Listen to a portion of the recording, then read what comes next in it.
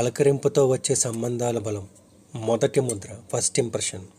ఒక చిన్న నమస్తే, హలో, సుప్రభాతం అనడం వలన మనపై వచ్చే మొదటి ఇంప్రెషన్ పాజిటివ్గా ఉంటుంది.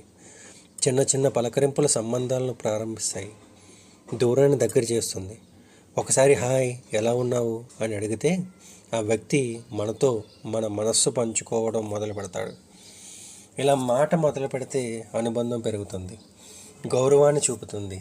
వయస్సులో పెద్దవాళ్లకు అన్నయ్య, అక్కయ్య, అయ్యగారు అని పలకరించడం గౌరవ భావన పెరుగుతుంది. గౌరవం చూపిన చోట సంబంధాలు బలంగా నిలుస్తాయి, స్నేహం పెంచుతుంది. ఆఫీసుల్లో, బజార్లో, వీధుల్లో కూడా స్మైల్తో పలకరించడం మనిషిని దగ్గర చేస్తుంది.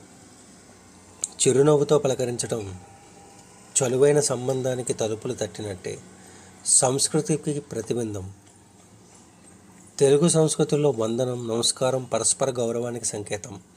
మన పలకరింపు మన విలువలు, మన వ్యక్తిగతాన్ని చూపిస్తుంది. ఒక పలకరింపు చిన్నదే, కానీ అది పెద్ద సంబంధానికి పునాది. మనసు తెరిచి పలకరించండి, మనుషులు మనసు విప్పి దగ్గరవుతారు. Please like and subscribe to your loved ones. Thank you.